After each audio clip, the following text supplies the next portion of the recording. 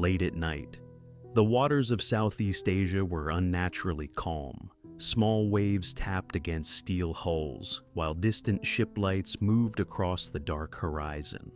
That night seemed ordinary. Cargo ships, fishing boats, military vessels, old freighters loaded with goods. Some sailors checked their routes, some waited for shift change, some slept inside narrow cabins. Everything should have been normal. At least, it had been only minutes before. Then suddenly, several radio rooms picked up the same strange signal. At first, it was not a voice. Short clicks, long tones, a repeating distress pattern, Morse code, SOS, then silence, then SOS again, then it stopped. Radio operators froze. At sea, a distress signal is never a joke. It means someone is close to death. But this signal was different. It was broken, uneven, irregular, not the calm transmission of a trained operator.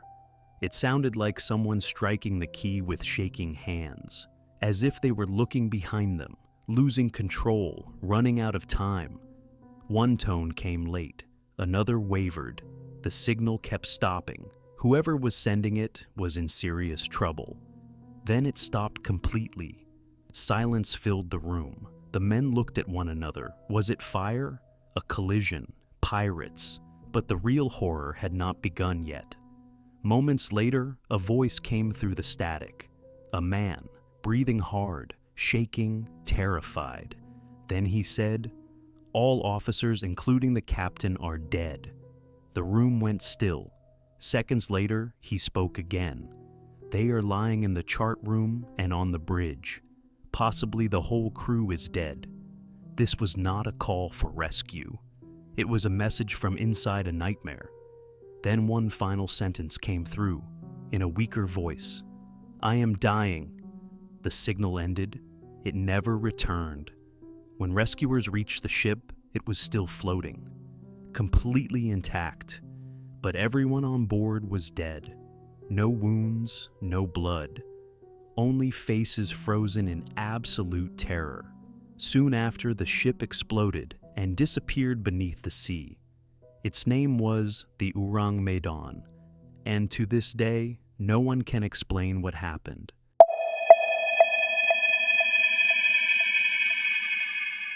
(1947). The Second World War had ended, and the world was speaking of peace. Cities were rebuilding. People were hoping for a new future, but the sea was different. The war was over, yet the tools of war remained.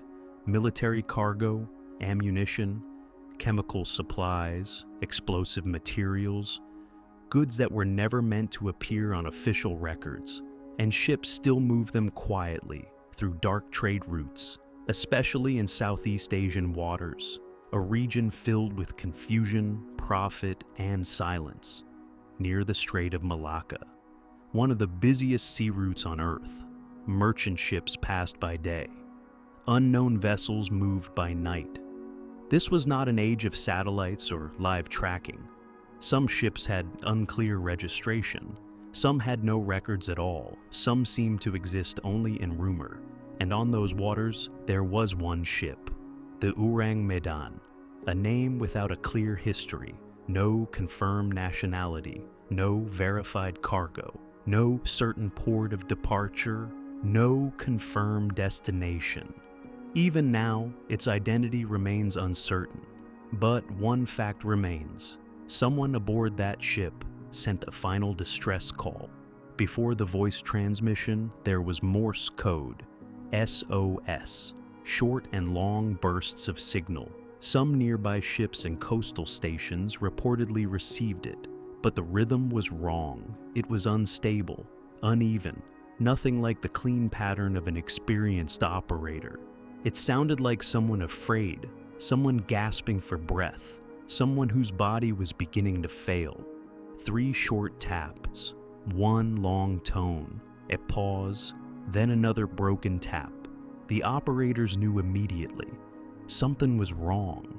Normally, a distress signal includes a ship name, a position, some explanation. But this one carried only desperation. It felt like someone using the last of their strength just to be heard. Then suddenly, it stopped, as if the hand sending it could move no longer. Moments later, the voice came through. All officers, including the captain, are dead. They are lying in the chart room and on the bridge. Possibly the whole crew is dead.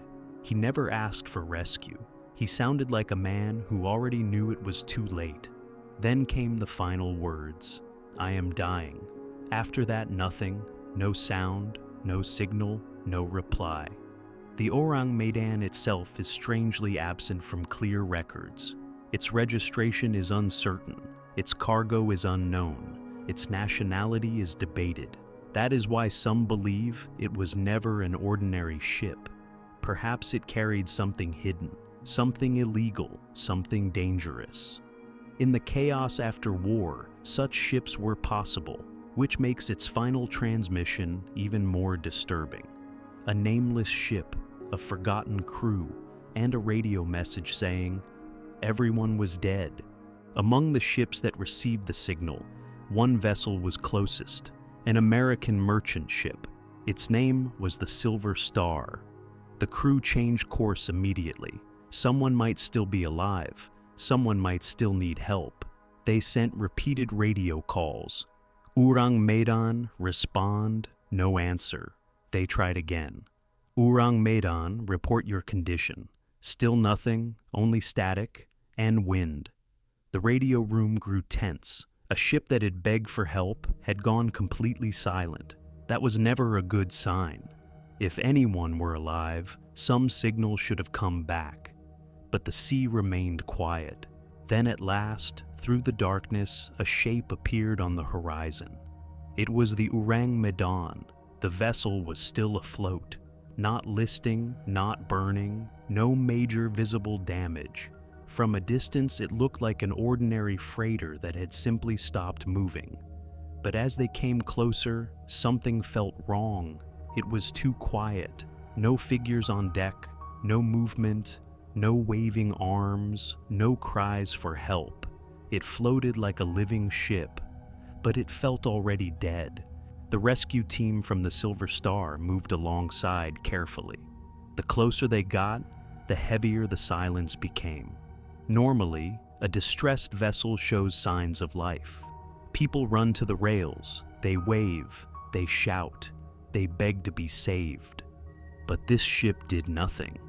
Its doors stood open. Loose ropes hung over the side. Sea wind moved across an empty deck. It looked as if people had been there moments earlier and then vanished. Hooks were secured. Lines were tied. The boarding party climbed aboard. The moment their boots touched the deck, some later claimed the air felt strange. Not rotten, not oily, not smoke, just heavy. Unnatural. Each breath felt wrong. They looked at one another and slowly moved inside. They called out, "Is anyone here?" No answer came back, not even an echo. Only silence. And somehow that silence felt worse than screaming. They entered the corridor and found the first body. A crewman lay collapsed on the floor. There were no major wounds, no blood, no knife marks, no gunshot wounds. But the expression was wrong. Eyes wide open, mouth frozen apart. The look of a man who had seen something impossible. The rescuers stopped in place. Then they moved deeper into the ship. More bodies. At the foot of the stairs, near the engine room entrance, outside the wheelhouse door, around the bridge. Crewmen were scattered everywhere, as if time had ended in a single instant. One body was twisted as though trying to run. Another had both arms raised forward. One was said to be pointing at empty air. There was nothing there, but his face suggested he had seen something. The strangest sight was found on deck. According to later reports and legend, some sailors had died with their hands stretched upward, toward the sky, toward the sun. Was it a convulsion? A final plea for help? or an attempt to shield themselves from something in front of them. What the rescuers saw did not feel like bodies. It felt like fear preserved in place. Some were bent backward. Some had fists clenched tight. Some looked as if they had used their final strength to resist, and nearly all wore the same expression: pure terror, the faces of people who had all seen the same horror. One rescuer reportedly knelt beside a dead sailor, perhaps to offer one final act of respect. He reached out to close the man's eyes, but the eyelids would not move. He pressed harder. Still nothing. They were said to be stiff as metal, not skin, not flesh, like a hardened mask. And the eyes themselves still stared toward one fixed point in the air. As if even in death, the man could not look away from what he had seen. The rescuer pulled back his hand. He said nothing. The search continued. Cabins, dining room, radio room, storage holds, engine spaces. But nowhere on the ship was there a survivor. Not one. No hiding crewmen, no wounded voices, no movement at all. The ship felt less like a vessel and more like a place where time had stopped. Some later stories claimed even the ship's dog was found dead, its teeth bared, its body rigid. Human or animal, everything aboard had met the same end. The rescuers could not understand it. There were almost no signs of struggle, no mutiny, no piracy, no clear disease. So what had happened aboard the Ourang Medan? The captain of the Silver Star made a decision. The ship was still afloat. Its hull was not badly damaged. It could still be towed. More importantly, the truth might still be aboard. Cargo holds, logs, radio equipment, the bodies. Every answer was still inside the Ourang Medan. The crew of the Silver Star prepared towing lines. Heavy ropes were secured. Hooks were fixed to the hull. The dead ship was about to be pulled back to shore. For the first time that night, there was hope. Then someone shouted, "Smoke." All eyes turned toward the center of the vessel. According to later accounts, it was coming from the fourth cargo hold. At first, only a thin stream, then more, then thicker smoke. Some said the steel deck plates were growing hot. Others reported the smell of burning metal. One man claimed he heard low sounds from inside the hull, as if something below deck had awakened. The mood changed instantly. This was no ordinary fire. Something inside the ship was reacting.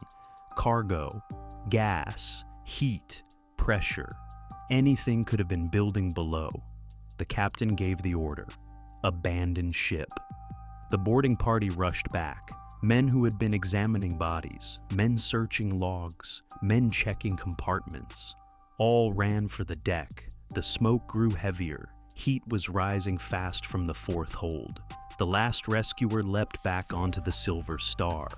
Seconds later, they realized how close death had been. Then came another order: cut the rope. Axes came down. Knives sliced through the towing line. The heavy rope snapped free. Then came a deep blast from inside the Ourang Medan. And seconds later, a massive explosion tore across the night sea. Flames burst upward. Black smoke climbed into the sky. The silent ghost ship had become a burning monster. The explosion may not have been the only one. Some accounts describe secondary blasts from within the hull. Something inside was still detonating. Cargo holds, steam lines, chemical materials. No one knew. Fire spread rapidly across the deck. Red light poured from broken windows. The ship that had floated in silence moments earlier now burned like a torch on the water. The crew of the Silver Star could only watch from a safe distance. No one could board again. The bodies were still inside. So were the clues. But now everything was trapped in flame. Then the vessel began to lean. Water poured into the damaged interior. The deck slowly sank lower. Smoke thickened. And at last, the Ourang Medan slipped beneath the Black Sea, gone. On the surface remained only wreckage, oil, and silence. With it, nearly every piece of evidence vanished forever. As the years passed, many tried to explain the mystery. The most common theory was toxic chemicals. The war had just ended. Dangerous materials still moved through unofficial routes. Cargo that was never meant to appear on records. Cyanide compounds, nitrates, explosive chemicals, possibly military substances. If such materials leaked inside the hold, the crew could have collapsed quickly. Burning lungs, blind panic, loss of control, confusion. Some may have tried to flee. Some reached for doors. Some raised their hands.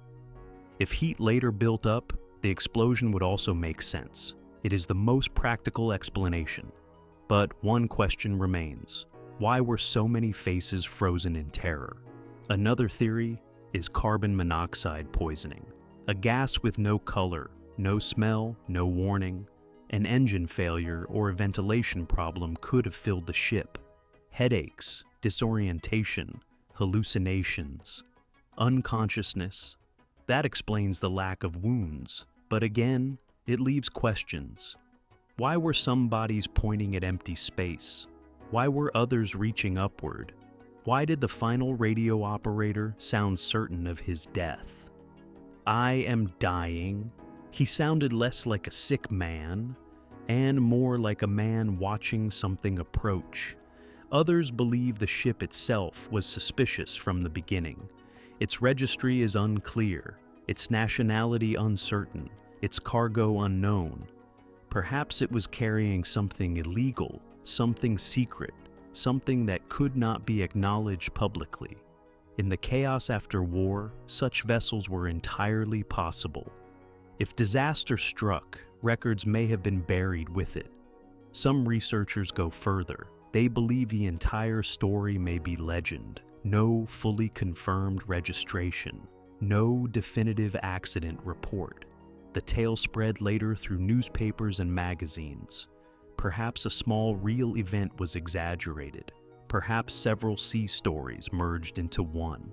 But if so, why are the details so vivid? The Morse signal, the final voice, the silver star, smoke from the fourth hold, the explosion, the sinking, too detailed to dismiss easily. That is why the Ourang Medan still exists, somewhere between fact and legend.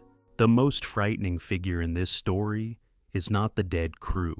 It is the final man on the radio. For a short time, he was still alive, alone among the bodies, inside a silent ship, adrift in open water.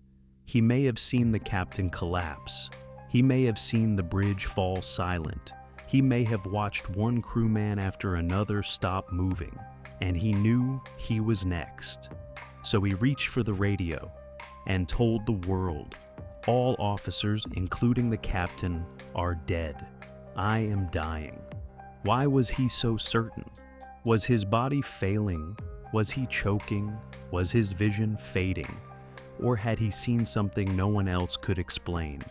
We do not know, and because we do not know, the story never truly ended. Late at night, on the waters of Southeast Asia, a distress signal was heard. Then a voice. All officers, including the captain, are dead. I am dying.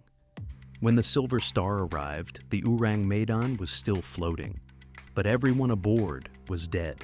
No wounds, no blood. Only faces frozen in terror. Some were reaching upward. Some were pointing at nothing. Then smoke rose from the fourth hold. The towing rope was cut. The ship exploded and sank with its secrets. Was it poison gas, smuggled cargo, carbon monoxide, a story that never happened, or something we still do not have a name for? That night, what did the last man see before he died? And why did he already know he was going to die? The answer may still be sleeping beneath the sea, and perhaps it was never meant to be found. If this story left you wondering, the next one is waiting for you. Subscribe and stay with us.